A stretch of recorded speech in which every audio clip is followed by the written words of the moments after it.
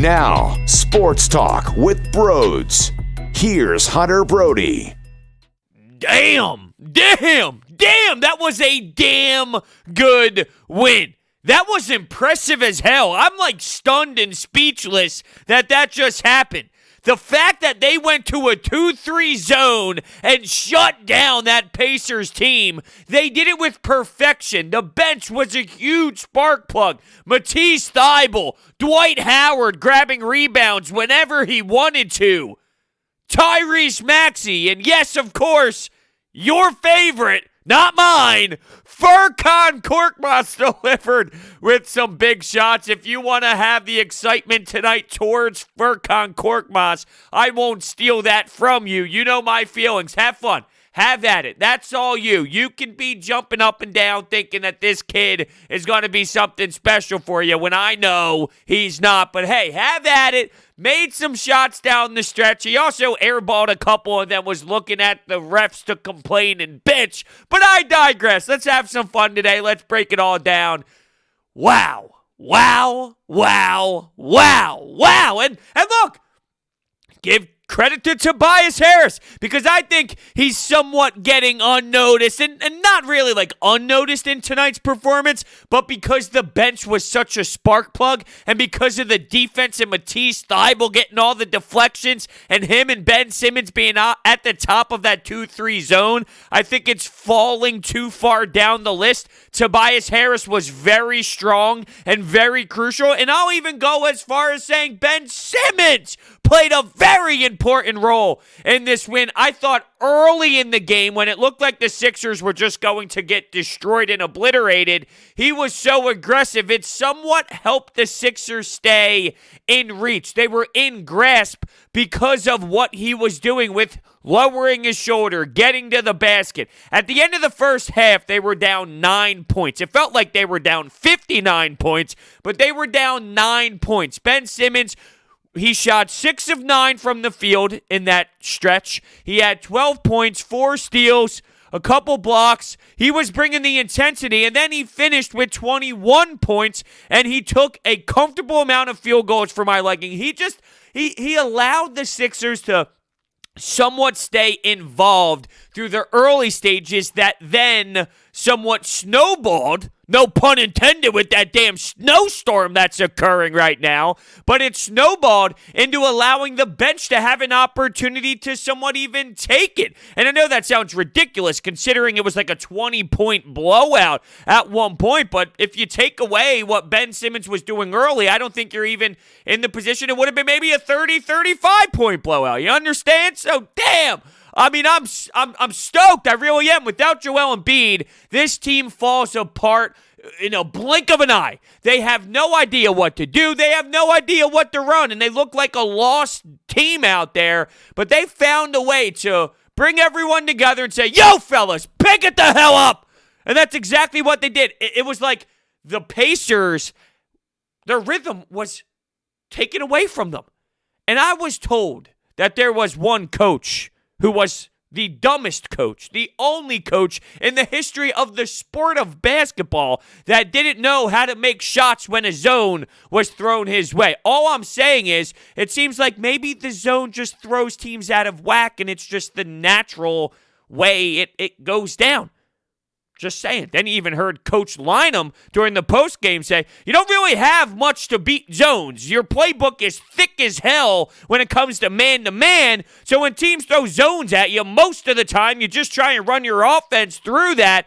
And then sometimes, you might have to switch things up here and there. But 99% of these NBA playbooks is for man-to-man because teams don't run zone a lot. All I'm saying is, there was once a coach that was so beaten down so much, he was labeled the only coach ever to not be able to score on his own. It's just not the case. And let's give credit to John Chaney, because what he was able to do so successfully throughout his college days, of course, was boom, throwing the zone at you. And it's It's a feel-good story knowing that the Sixers pulled this out. They had a 31-8 run or so. The thing is, I keep seeing so many different runs. 21-4, 33-8, 30-6, because it depends on what time you're picking it up at. But it was somewhere around a 31-8 run with 8 minutes and 34 seconds left to go in the basketball game. That was incredible. And the defense allowed the offense to get going. And it clicked. It clicked all at once. Guys were making plays. Like, there was a stretch where Seth Curry, Danny Green, they were an abomination. They couldn't make a shot whatsoever. Tony Bradley was brutal. Now, I am all for allowing Dwight Howard to just stay in his role. I don't like him starting. It throws him out of whack. He has this comfortable play when he's with the bench guys that he's used to playing with all the time. So I'm not in favor of starting him. But Tony Bradley was bad, and I think I would like to see Ben Simmons at the 5 more as well. But something Doc mentioned is you don't have time to practice this stuff. So you don't get these opportunities to work on Ben Simmons being your 5, being your center in practice form. It's almost as if you're just throwing it out there in a game and you're trying to adapt on the fly. But that might be your best bet at times, just based off of, hey, you might need to go that route. And that's even with Dwight Howard. Dwight Howard gives you the really highs and the really lows. And all I'm saying is Ben Simmons at the 5 should absolutely be a thought and be an option on the table whenever you need to, depending on how the game goes. Each game has its own identity. It has its own personality. So there's going to be times where I think calling on Ben Simmons to play the 5 is very reasonable. I think there's going to be times where Dwight Howard plays like he did here, and look, he was getting fouled. And when he gets to the free throw line, I cringe because it could be so disgusting. It really could be. Ugh. Like, for example, when Miles Turner ends up getting that flagrant foul, it's like, okay, that's great. Free throws, get the ball back, but it's Dwight Howard, right? So you just have to, hold your breath every time he steps about 5 steps back from the free throw line. Talk about hideous. I've never seen that in my life, a basketball player trying to step farther away from the free throw line. But I digress. Look, I'm really excited for this win. This team continues to grow, continues to take steps in the right direction. For all these wins that they've had so far this season, whether it was beating LA, whether it was beating Boston, whether it was Joel Embiid dropping what felt like 92 points against any damn opponent this season. Holy shit, was that fucking awesome. I mean, come on, fellas. Come on. Tobias Harris gives you another consistent effort of 27 points, efficient. He also grabs 8 rebounds. I think one thing that really does, I talked earlier about his game tonight sliding under the radar.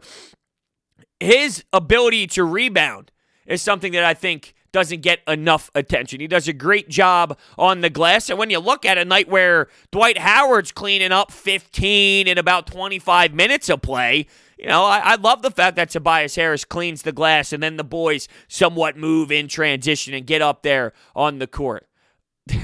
There was a stretch of Malcolm Brogdon torching you with ease. And then your standard TJ McConnell play, where as soon as they make a bucket, where do you think he's going to be? He's going to be right in your grill. He's going to steal the inbound. And that's exactly what happened. You had Aaron Holiday make some shots as well. It looked like your typical standard, the Sixers have no rhythm and no touch and no identity type of game without Joel Embiid. And then out of nowhere, this zone just changed the entire game. Third quarter, with about 4 minutes to go, I almost punched my TV screen. I almost was one of those people that make those viral videos where they're screaming at the TV. They give their flat screen a big punch and then the whole screen cracks and there's a bunch of colors. I saw...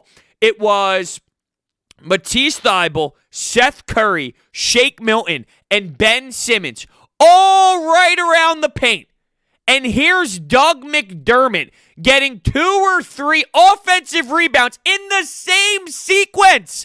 Like, where was the fight? Where was the dog? Where was the mentality of give me the damn rebound? There was nothing there. Getting waxed by him, if it's Jokic or Anthony Davis or a stud in this league, it's Doug McDermott. Come on! Nothing was there. That was with 4 minutes to go in the third quarter. So how they changed their attitude and their swagger within, 6 minutes or so? It's outrageous. And for the youth to do it. Matisse Thybulle, Tyrese Maxey, Furkan Korkmaz, the youth was a big part of starting this comeback. And they were unafraid of the moment. And they kept up the intensity. They could smell it. That's what I loved. These younger players, they could smell it. They knew it was coming. They smelled blood. And this is the Pacers team on the other side that has some talent there. Sabonis, Miles Turner. I mentioned Brogdon. I mentioned Holiday off the bench. Like they have some players that can make some buckets and make you fight. And you saw the difference early on, right? Their ability to penetrate, it was way too easy. And yes, when you lose Joel Embiid, it's going to be significantly easier for a team to attack the paint. They almost had 40 points in the paint at the first half. That's how much they were exploding. That's how much they were penetrating. And that's how much they were getting to those areas and making easy decisions and getting easy buckets. That had to stop. And I know this was so efficient defensively that you're going to see this again. Those two guys in Matisse Thybulle and Ben Simmons defensively, that is a scary, scary tandem. And you can see that Matisse Thybulle is now getting more comfortable on the floor. He's adapting. And I thought earlier in the season he'd be a little rushed. I thought he was trying to impress the coach too much. Hey, coach, this is what I can do. This is who I am. I can get you a bunch of steals. I can do this. And I saw some jitters. I saw something where it was like a raw version of Matisse Thybulle. But now I think he's getting more used to his role, more used to where his minutes are going to be, solidifying a spot more. So I think just Matisse is getting comfortable in general with this team and who he is supposed to be out there, where he's letting the game come to him. He's not forcing it. Of course, he's looking for steals, looking for defensive plays. That's always going to be his game, but he's doing it in a smarter way. He's pouncing at the right times. He's not over-pursuing. He's not being over-aggressive. Sometimes he toys with the line. There is a line. Sometimes he crosses it. But I think right now he's got a good feel. If only he could be a more consistent three-point shooter. Because if he could be a three-point shooter, you're talking about a guy you can use on the floor at will in any moment. I'm not saying Matisse Thybulle is ever going to be the person that I'm about to throw out there as a player that has a similar skill set with both sides of the game. But I'm just telling you, or at least I'm giving you an example of a player that is so damn dominant, that is so lethal, who can do what Matisse Thybulle does defensively, and he has that three-point game as well. It's Klay Thompson. Now, once again, don't take words out of my mouth and fumble it around and spit something back out at me that I didn't say. Matisse Thybulle is not Klay Thompson. I don't think he will ever get to Klay Thompson. My point, though, is if you can be a great, insane defender like Matisse Thybulle is, which Klay Thompson is, I mean, he gets disrespected, I feel, when it comes to how great he is defensively, and you add shooting to that, like Klay Thompson, it's like, holy shit. I really hope Matisse Thybulle grows in that area, but it's almost like he's kind of heading in the other direction when it comes to three-point percentage right now, and it's the difference. It's the difference in having him out there on the floor more. If he wants to grow a role bigger than what he is, you're limited right now, and that limits this team. Why? Because it limits who you can put out there. It limits what you can work with. Your rotations have to be set based on spacing. You can only be out there with certain guys on the floor. Because I mentioned this before, the Ben Simmons, Matisse Thybulle, Dwight Howard combination prior to this game was absolutely horrendous. It was killing your team. So it just limits what the coach is able to do for you. Now, I'm not here trying to nitpick Matisse. I thought he was excellent, magnificent. Deflections is an understatement. I mean, he had billions of them. Hands everywhere. I think he had 10 hands out there. Maybe he had 15. It's like just nonstop hands moving all around when he was in that 2-3 zone. I just know his play could be killer if he could actually score. Although he did have, in crunch time, he did have a big shot and a big and one. He took it to the rack. He had a nice little floater. Bang! Who would have thought? Matisse Thybulle, crunch situations. Hey, let me get an and one. He delivered there.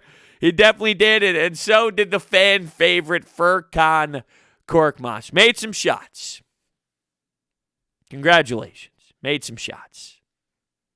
Right? Made some shots. Congratulations, Furkan, for making some shots. It's impressive. Good job, Furkan. Tobias Harris. Oh, I mentioned this. He had the 27 points in the 8 boards. I wanted to read what I wrote above it. 37 points in the fourth quarter.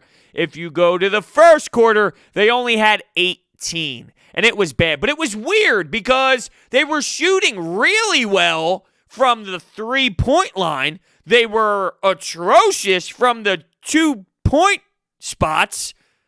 And they were up and down in the free throws. So it was all over the place. You're knocking them down at will from the arc out by the perimeter. You can't buy a bucket inside the perimeter, and the free throw line was out of whack. I thought at some point it would kind of neutralize. You will get back to who you are eventually, because I thought it was like all extremes. I thought it was all over the place. Well, it eventually did, but it took a crazy turn of events based off of slapping the floor and putting down the clamps. Amazing. What else is amazing? DraftKings Sportsbook. The 55th Super Bowl is this weekend, 55. And a game this big deserves a big prize, not just some trophy. And DraftKings, the official daily fantasy sports partner of Super Bowl 55, has up to $55 million in total prizes up for grabs with their Super Bowl prediction pool. How's that for big? All you have to do to get your share of these huge prizes is enter DraftKings' free Super Bowl prediction challenge. Once you submit your picks, you will get a free instant prize up to $25,000. The top prize is $1 million. Download the DraftKings app now and use promo code Brodes to enter the free $55 million Super Bowl prediction challenge. Everyone gets an instant prize up to $25,000 just for playing. So use promo code Brodes now and enter the free $55 million Super Bowl challenge only at DraftKings, the official daily fantasy partner of Super Bowl 55. Terms, conditions, and eligibility restrictions apply. See DraftKings.com for details. I want to hear from you. Of course I do. It's one of my favorite parts of the show every single day. I also want a fat sip of this Dr. Pepper. It's been a while since I had soda. So I poured myself a nice glass. I normally don't go ice because then the ice melts in the soda, and then I get a little disappointed that it's watered down. I like a nice Dr. Pepper. I love a Pepsi over a Coke any day of the week. Although I like a Coke, I'm sure too many people don't care about my soda preferences here, but I want this fat sip, and I'm going to take it as we listen to our first Anytime Hotline call. Brodes. What's up, Brodes? Anywhere from South Philly, just calling in. You know, love the show. Always let a call in and get your feedback. But it was 3 leading scorers tonight and a great scrappy comeback win. Harris, Simmons. What's that guy you don't like that much? What's his name? Oh, Korkmaz. He demanding his respect, man. I think he'd be listening to you, man. Just calling in to fuck with you, man. Enjoy the show. Love the show. See you soon. Thank you so much for making the phone call. Of course, we had to start off with the Furkan shot, and when I watch the games and I see Furkan going off, you should see my Twitter mentions. It's unbelievable. By the way, you can follow me on Twitter at Brodes81. Always a good time. Head on over there. We'll be implementing some giveaways soon and some other things to be aware about if you want to continue to follow Sports Talk with Brodes. So definitely do that. Look, Furkan made some shots. He did that last year as well. I thought he did it at a higher rate last year, to be honest with you. He would drop 30+. The Wells Fargo Center would go crazy. I have a very consistent take on why I don't like Furkan Korkmaz. And it's nothing against the guy personally. He can do whatever he wants in regular season basketball. He is your typical regular season NBA basketball guy. I haven't seen it work in the playoffs based off of lack of athleticism, based off of matchups, based off of guys lick their chops. They lick their lips seeing him one-on-one. They get their pick, they get the mismatch that they want, and they target him play after play after play after play after play after play after play. And you can't live that way. It doesn't work. You can't hide him. So just be aware of that. He'll have regular season moments. But when it gets down to the playoffs, it changes insanely. Now, you raise the question. If you have elite defense in Ben Simmons, if you have Joel Embiid playing this way, can you live with Furkan for 8 minutes off the bench in a not in a regular season game, in a playoff game? 6, 7 minutes, maybe. But I'm not buying it. I need to be convinced of that first. I just know what people say to me when I bring this up. They say, well, the minutes are definitely limited when it comes to playoffs, right? And you shrink the bench, so you're going to have your starters play more in Seth Curry, Danny Green, Shake Milton. So what's Furkan Korkmaz's role really going to be? All I'm asking for is 6, 7, 8 minutes. Well, that's a different story. I think also people get way too far ahead of themselves, and because they see him knock down a couple threes, they anticipate him being a walking bucket in the fourth quarter when they're going up against big-time opponents like the Boston Celtics down the stretch when guys need buckets big to win a damn basketball game. Like that is just two totally different scenarios here. Damn! Ah! I don't know why I just screamed.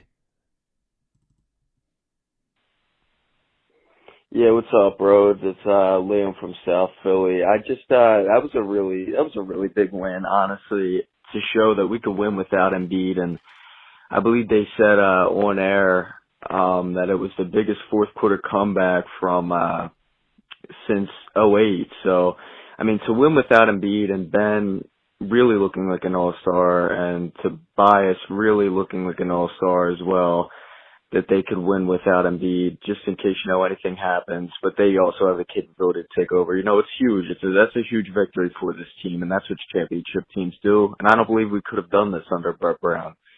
So, yeah, can't wait to hear what you think.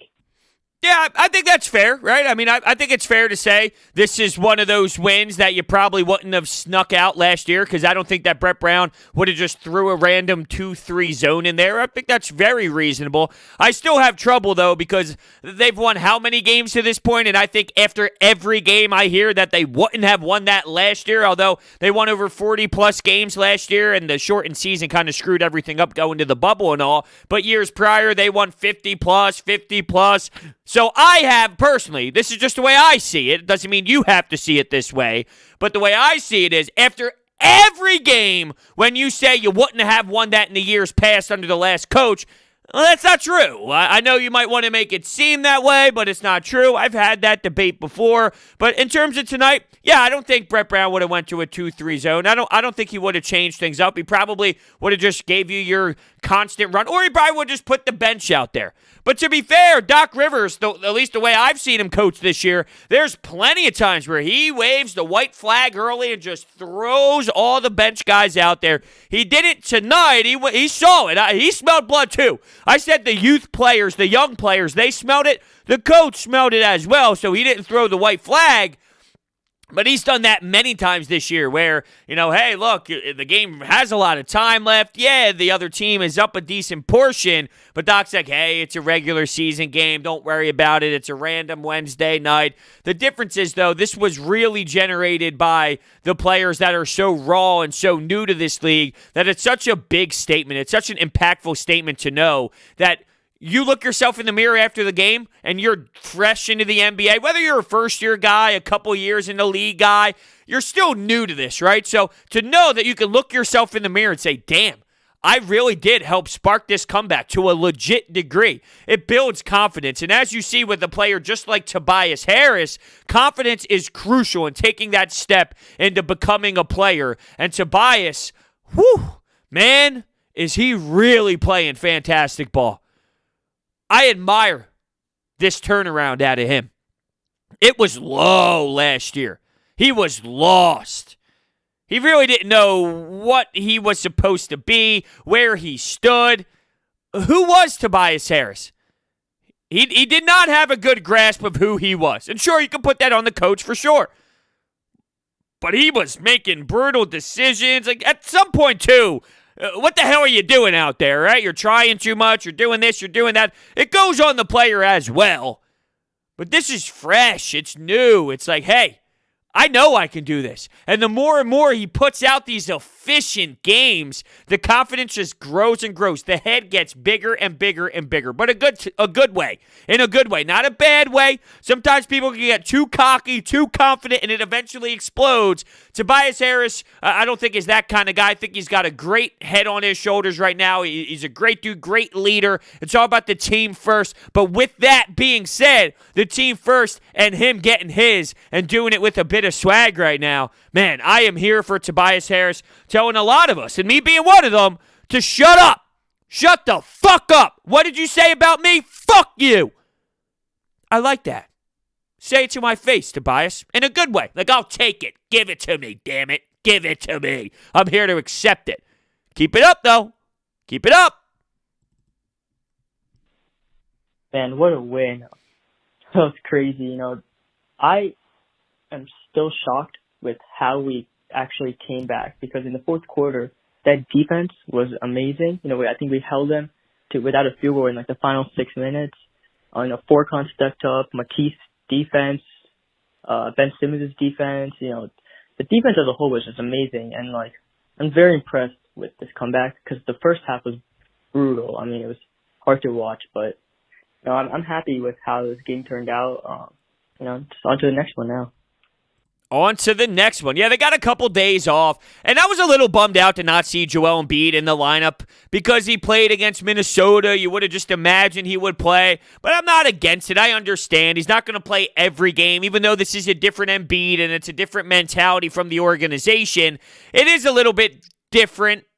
You're still going to see him take time off, and when you think about how long they have until they play again, he gets a nice amount of rest for that back. He did take the hard fall, but it was a little disappointing. I wanted to see him go up against a Sabonis or get Miles Turner on him. I want to see those two guys get up on Joel Embiid and see if they can stop him. I wanted to see if they would bring a double team of what Joel Embiid would do, and I wonder how much of this outcome had to do with Burke being the coach of this team before, right? Like, he's been around. He understands. Yeager as well. They've been around this organization with the Indiana Pacers. So is there some sort of knowledge going on where they knew, all right, hold on, let's try this because this, that, and the other? And I also heard Doc bring up the fact that there's no fans during this 2-3 zone, and with how the bench was, you were able to communicate a lot easier, which could have played a big role in the outcome. The fact that you can have that communication flow so easily based off of not having a roaring crowd and not having all these people screaming down your necks, well, you were able to make the adjustments you needed to, and you were able to rotate the way that you needed to, and everything just came easier because you can hear each other at a way easier pace, obviously. And it's like, we always talked about the impact of no fans here and the impact of no fans in football during playoffs and this and that. Well, you definitely had the no impact of fans here. And in general, I guess that's a lot of runs, right? Runs in basketball. If you get a 19-4 run at home on your own floor, the place goes electric. The place is insane. And that can intensify into maybe a 30-point swing. But without fans, maybe that 19-4 run doesn't intensify as much, and then here comes the opposing team the other way because, well, the roof of the Wells Fargo Center is still there because no one's there to express their feelings and their excitement. So it does go both ways, no doubt about it. What's up, bros? Hey, this was a great comeback win for us on the road, too. That's what I'm more impressed about. We We didn't give up and we fought through. And in the end, we were pulling away from these guys in the end. Benjamin David Simmons. I know he hasn't been what we thought he was going to be, but hey, I don't want to trade this guy. I don't want to trade him. Like I said, I still don't think he was healthy at the beginning of the season, but I think he's getting it together. But I think our best basketball is yet to be played. 76ers, win or lose, for life. Once again, this was a great road win without our best. It was a great road win. Great road win. That's a good point. I haven't even brought up the fact that it was away from the Wells Fargo Center. That is significant considering this team has struggled pulling away and getting wins in those areas all throughout schedules in the past. So, yes, absolutely. That is big. And I don't know what they're going to do. I think right now they're flowing so well that they're probably not going to look in that direction. But Daryl Morey did have some words the other day. I guess this was about a week ago or so now, where he said, hey, look, we're championship or bust. So I wonder if his brain is rolling with a ton of ideas, or if he says that with more of a different mindset involved. Not so much, hey, let's move Ben Simmons, but let's get in not a second-tier guy, but maybe a third-tier guy, which could still impact this roster insanely. Like a good veteran ball handler or a nice, legit veteran player that is serious. Not so much a superstar elite player. Maybe they don't think they view it that way. Maybe they view it as, hey, if we make one move for, let's say, maybe third tier makes it sound worse than what it really is, but let's say a second tier veteran professional who can get a bucket. Let's go out and get that kind of guy without getting rid of a Ben Simmons. Like, you might have to give up one of the young guys or one of the young guys in a draft pick or whatever. But maybe that's the way they view it when Daryl Morey says championship or bust. As of now, I don't know if Ben Simmons is on the move, just because when their starting five is in place, let's be realistic. They are winning basketball games, and it's hard to justify it, I guess, but hey, it's Daryl Morey, so he'll pull the trigger. There's no doubt about it. Hey, Brodes, I'm calling to you from the United Kingdom here, and it's 20-3 in the morning, and I still can't quite believe what I've just witnessed.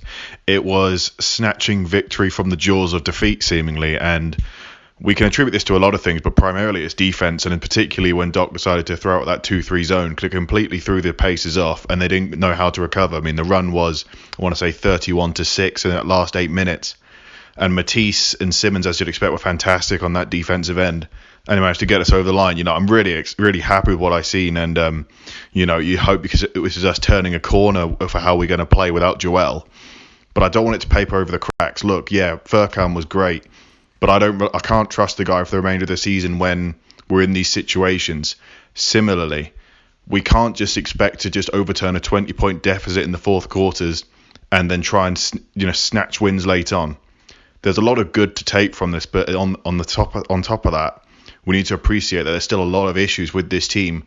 Huh, wow. All right, going with a little bit of negativity there, and I think it's fair to look at it from all angles. You don't need to convince me that. I know some will look in the moment and just be happy with it, and why would you nitpick? And I think it's very fair to nitpick. Look, it's another game where you're down 20-plus points. I always counter anyone who's disappointed after a loss without Joel Embiid with this. Who cares? It doesn't matter how this team plays without Joel Embiid, because without Joel Embiid, this team is nothing. And that's how the NBA works. You can possibly be an NBA title contender with Embiid. So without him, does it really matter? Because if you don't have Joel Embiid in the playoffs, it doesn't matter. It's irrelevant. So anything without him is irrelevant. But I'm with you. I'm with you with the concerns and all that without Embiid on the floor. To me, though, it just doesn't matter. It just doesn't matter. If I'm on a team that has LeBron James, and LeBron James becomes unavailable in the postseason, which we don't see, may I add, but let's just hypothetically throw it out there, who then cares about that team? It's that big of a loss. That team will not win a championship. That's how it goes. And I feel the same way with Joel Embiid. There are some concerns, though. You sparked something early, though, in the phone call about with this team, maybe it turns the corner for them winning without Embiid. Maybe it does. Maybe they recognize that they can do this. Maybe they mix in more zone. They frustrate teams. Like, I think they're going to utilize this zone more often to give squads trouble. And then from there, maybe they can pounce on an opponent without Joel Embiid. I do wonder if this was the blueprint, if this was the aha moment that they got to now try and help them down the road when Embiid becomes unavailable for some of these regular season games moving forward throughout the schedule. But look, this game was awesome. It was a really good night. You had the Sixers do this. You had the Flyers have a big-time win in overtime to win 2 in a row against the New York Islanders in overtime. That was super fun. So all around this Sunday, without football, which is so odd, you had 2 really great moments in Philadelphia sports tonight. So just appreciate it. You know, it was awesome. Whew. Now, it sucks because we have a couple days off until we see both teams in action again. But, damn, that was an awesome game. Highly entertaining. These games now, you went through that stretch. I was going to say these games now are starting to get me more energized. But that's because you went through a stretch where you were playing teams with COVID issues. The Sixers had COVID issues. So you were never able to really see who they were. Were they getting tested? You knew nothing because they were just trying to slap the product out there to make money because of the TV deals and whatnot. So you weren't getting energized and juiced to watch the team play because you didn't know anything about what was actually going down. They were just running slop on the court. Now you're starting to get more consistent teams and players available, so it's starting to get super fun again. What else is super fun? Saving money by going solar. With over 20 years of experience in the solar industry, Orbit Energy and Power is home to your solar experts in residential and commercial projects. They are dedicated to making sure your project is completed easily and properly by using high-quality materials and trained professionals to get the job done right. Their solar program eliminates your electric bill completely. They also provide water purification systems, backup energy services, battery storage, and more. So check out their information down below. Thank you guys all so much for listening, and I will see you next time.